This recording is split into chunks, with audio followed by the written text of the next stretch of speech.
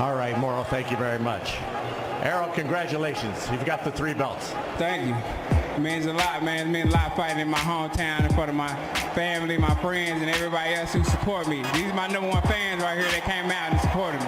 And they continue to support you. You had the 17-month layoff. You had the eye surgery. So there were a lot of questions coming into this fight. Did you have any doubts? I didn't have any doubts at all. Like I said, I believe in myself 100%. I trained 100%, and I just knew I was going to come with the victory, so that's what I wanted. I didn't want a tune-up fight or fight somebody I know I could beat. I wanted somebody who was going to bring the best out of me, and I knew Ugas was going to bring the best out of me. You were in terrific condition, and you had a new conditioning coach and a nutritionist. How much did that help? My nutritionist helped a lot.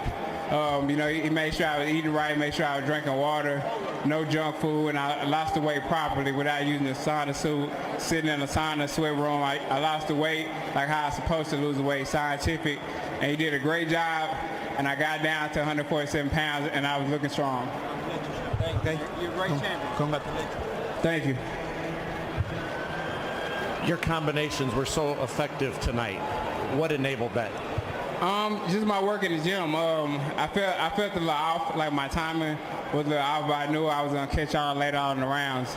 So I just kept working. I kept throwing punches, and then sometimes I was being over patient, and then I was like just throwing punches instead of just picking my shots. But I think that was due to the long layoff, and I was super excited to get back in the ring, and I was trying to push the pace more than I needed it to. Looked like you got caught in the 6th round. Your mouthpiece went out. You turned away, and then you took a couple of shots. What happened there? Well, I thought the ref had said stop, so I stopped, and then he still hit me with like 3 or 4 shots. So that's my fault. That was a rookie mistake on myself. You're supposed to protect yourself at all times, and I didn't do that at all. Were you out on your feet for a moment or two there? No, I wasn't out on my feet. I turned and looked at my mouthpiece, and then he hit me, and I was like, oh shit. Well, they just kept hitting me. I was like, oh damn. And then when I tried to put my hands up, he had stopped anyway because the ref had jumped in. So it was all right. How is it that you have managed to become a better fighter through all of the adversity, through the car accident, through the eye? How is it that you've improved? I believe in, you're going to go through trials and tribulations. I went through a lot of trials. I got tested. And, I passed the test due to, just my upbringing. My mother, my father always, telling me not to quit, not to give up, and just believing in myself and my family, and not wanting to prove them wrong and know I could come back.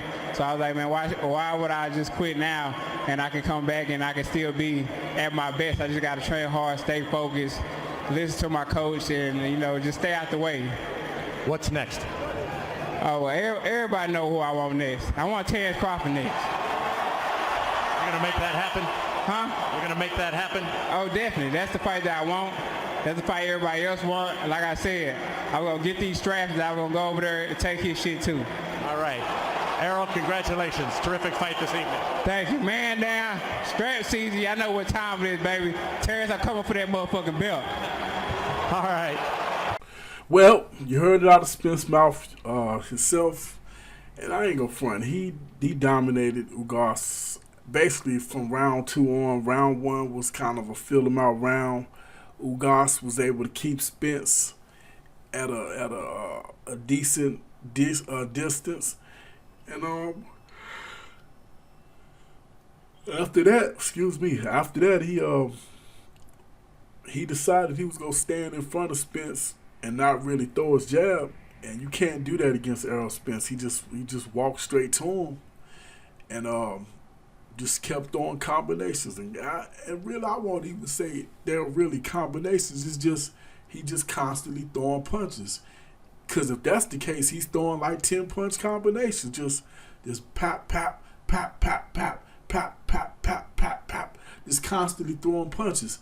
And Ugas got caught in the mix and just wasn't throwing back.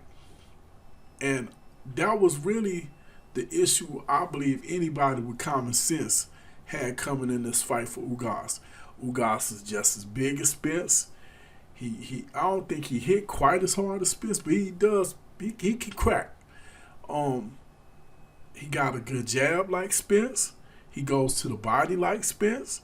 The difference is he doesn't throw a lot of punches, and Spence does. And when I say he threw a lot of punches, he threw a lot of punches. And it got to a point where Ugas just wasn't throwing back. And that was what I was afraid of. I thought if he let his hands go, we could see an interesting fight. And he actually hurt Spence a couple times. I thought he late in the fight he hurt him with some pretty good body shots, but he just didn't have the wherewithal to follow up on it. Body shots that basically stopped Spence in his tracks for a couple seconds, and he even backed up. I mean, if you were really paying attention, you could clearly see he hurt him with those body shots. But between having a closed eye and not having a motor to constantly, like, he was applying pressure on Spence by trying to back him up, but he's trying to back him up by just pressing him. You can't do that.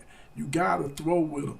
Honestly, he would have been better off staying at a comfortable distance and trying to out-jab Errol Spence and possibly slowing down the pace of the fight. That was an Errol Spence pace all day, and he paid for it. And like I said, really, the fight wasn't hard to break down. Anybody with any type of common sense going into the fight, despite the physical attributes, the one thing that Spence does that Ugas doesn't, Spence constantly throws punches. Ugas is very economical. It's going to be extremely hard for an economical fighter to beat Errol Spence. I'm a huge boxing fan. The fight I would love to see if everything was equal would be Spence and Canelo, because Canelo is extremely economical, but he is so accurate and deadly with his punches, he breaks people down. Spence does it by staying busy and constantly putting pressure on you and pounding you, especially going to the body, hitting you with shots from different angles. I would love to see that fight. Would love to see him fight Terrence Crawford, and look like we're going to possibly get that sometime maybe this summer. And I like Bud, I like Errol. I have no idea who I think will win. You know, 1 minute I'll say Bud, the next minute I'll say Errol, but it's hard to pick against Errol Spence because he puts so much pressure on you. But I do think Terrence will could run him into some stuff, setting traps. So that'll be an interesting fight. But we'll talk about that later. Right now, we got to give Errol Spence his credit. Congratulations, champ. Three titles. Looking to make one more to be undisputed. Then he's heading up to 154.